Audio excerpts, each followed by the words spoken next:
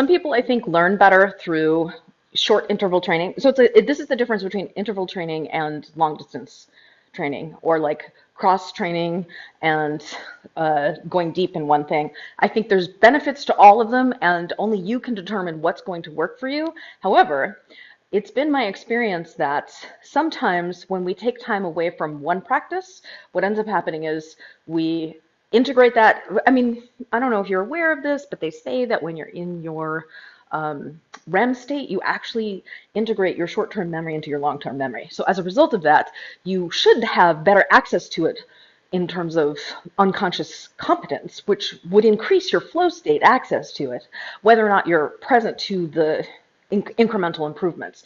It can also change your experience in ways that you can't imagine because as we were discussing, there's pushing and pulling and tugging and stopping and starting and tiny little subtle manipulations that you're feeling with your gunslingers. I mean, it's true with every move.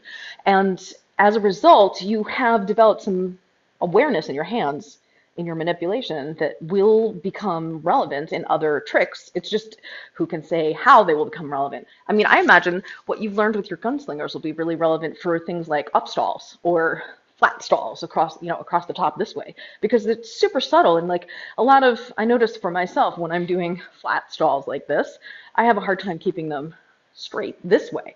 So like you're tugging and your subtle pushing and pulling is going to affect the plane in a much more significant way than you can imagine until you start playing with it. I don't think there's a single right answer, and I'd say never underestimate the value of fucking around. This is just never underestimate the value of that.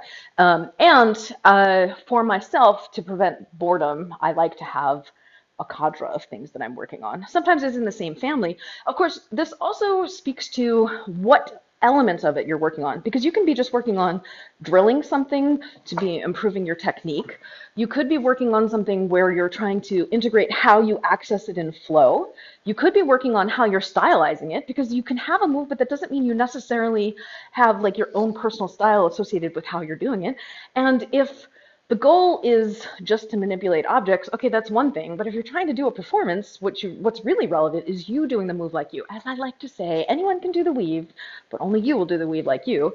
Anyone can do it a gunslinger, only you will do a gunslinger like you. So whatever the move is, your style is, I think, more relevant than the actual technique itself, because in the end, the technique is just a technique. But from a performance perspective, it's all about the style and like your signature that you put on it. Would I be working on one move at a time or more than one move? I have sessions where I do both things. So I might go into a session where I'm just diving deep for like, so I have this concept called fits, where I recommend people, so a fit would be this idea of, for a short, concentrated period of time, all you do is this one thing, and you have a fit of expression of that one move. Now that could be to develop the style, it could be to develop the technique, it could be to just drill it as well. It could be any one of those things, but it's just really deep. I do practices where, okay, today I'm just going to do isolations for 15 minutes. However, because of my RSI, I like to vary things to prevent muscle fatigue and to ensure that I'm not injuring my body.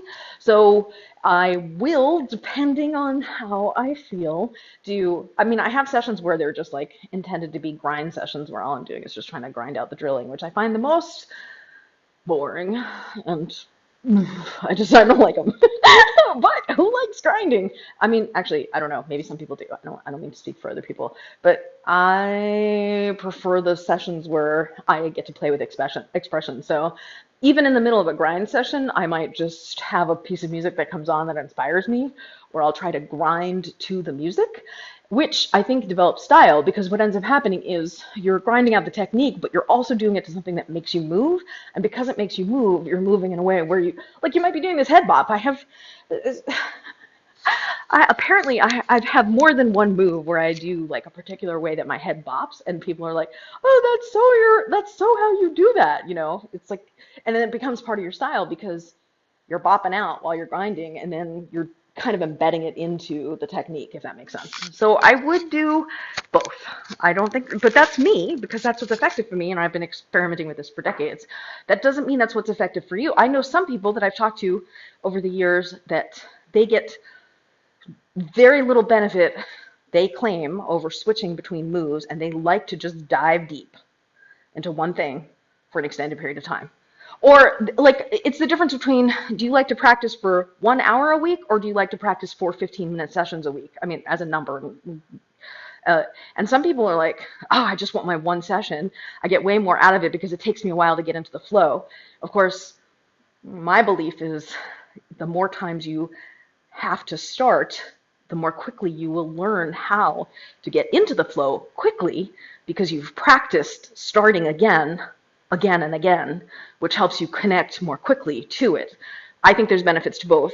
Your mileage may vary. I don't think there is one right answer. That'd be like saying every body is the same body, and I think that's just small-minded perspective personally. Your mileage may vary. Yeah, so sometimes going deep can actually cause injury. I know that I've seen people have this problem when they get into flowers, and initially they get really into it. They don't necessarily know the Pilates and the technique to support their shoulders, and then they end up hurting themselves, and they're like, I can't do flowers. I'm like, well, is it that you can't do flowers, or is it that you overdid flowers at some point in the past, and now you have trauma from it, so you're afraid to do them? It's like it's like somebody who starts out with poi with tennis balls, hits themselves in the nuts, and they're like, I can't do poi. I'm like, well, maybe you can, but maybe don't start with like the worst tool ever.